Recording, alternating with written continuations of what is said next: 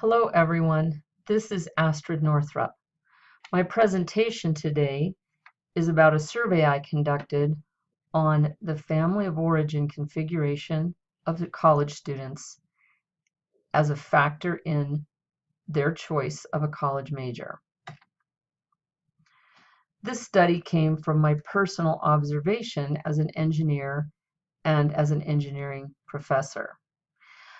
I graduated from Montana Tech with a master's degree in petroleum engineering in 1986.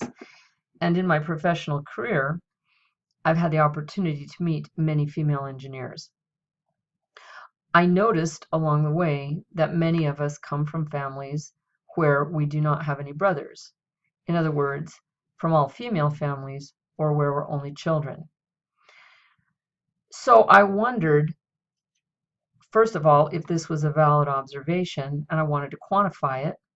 And second, I became curious, what effect does the family of origin, particularly sibling configuration, have on a person's choice of college major?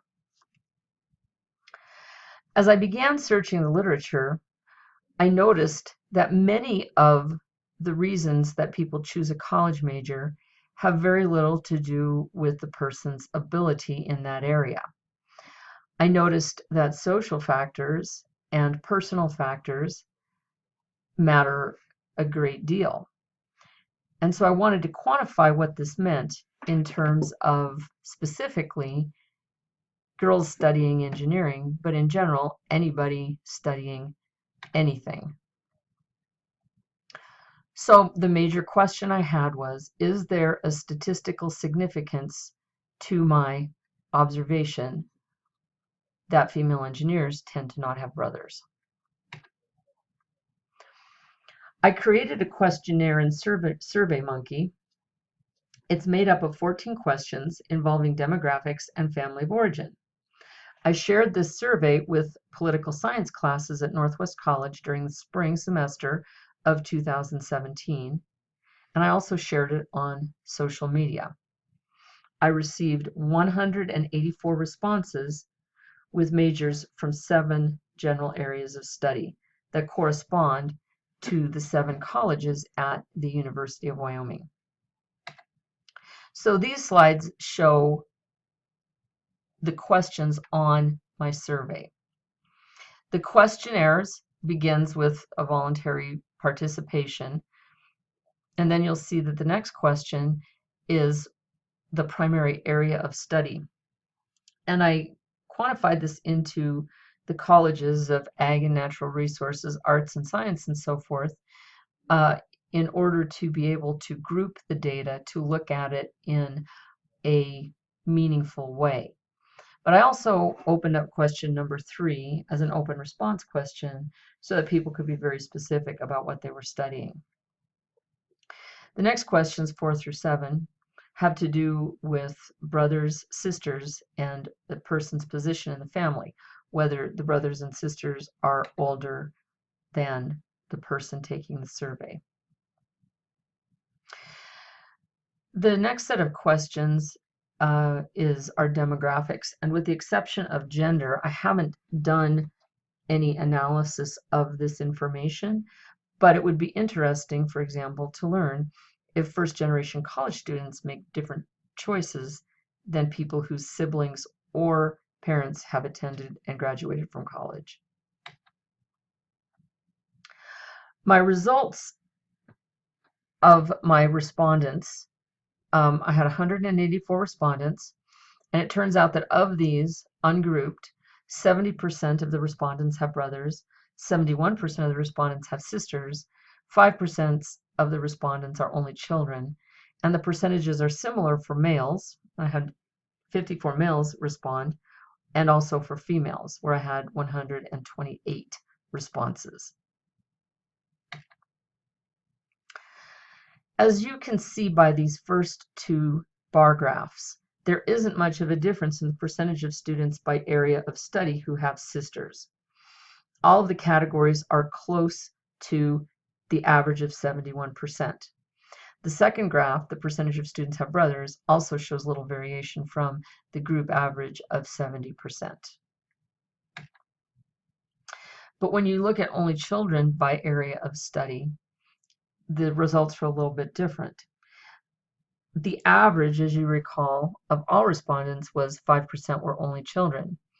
And when you look at this bar graph, you can see that there are very few groups that are close to 5%. We have very large percentages such as ag and natural resources at 14% or engineering at 10%. But other majors are lower, and business and undeclared actually had no only children represented in those groups. Now, if you split out the data by gender in each of those area of studies, you'll see that the differences become even more pronounced. And to answer the specific question that I had, female engineers are much less likely to have brothers at a percentage of 47 compared to all respondents at 70.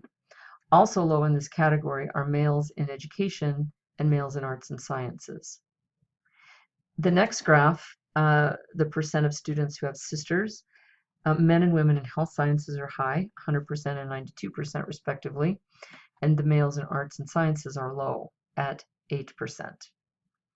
So we see some real gender differences at this point that really doesn't get teased out of this data unless we separate our categories into males and females. Now, for only children, the difference is very pronounced from major to major by gender. This is probably the most dramatic graph.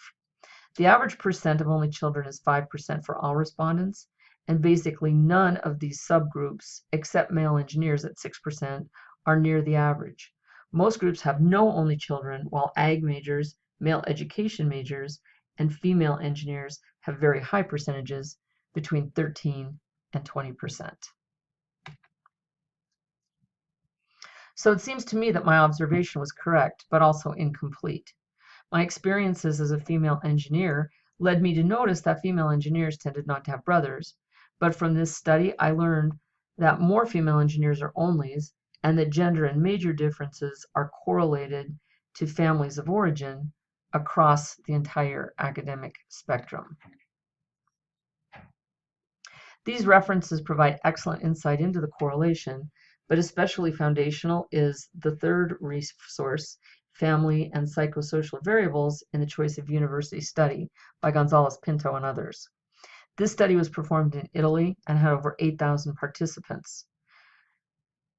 The study found that if a person's siblings are all the same gender as the student is much more likely to choose against gender stereotype as a field of study.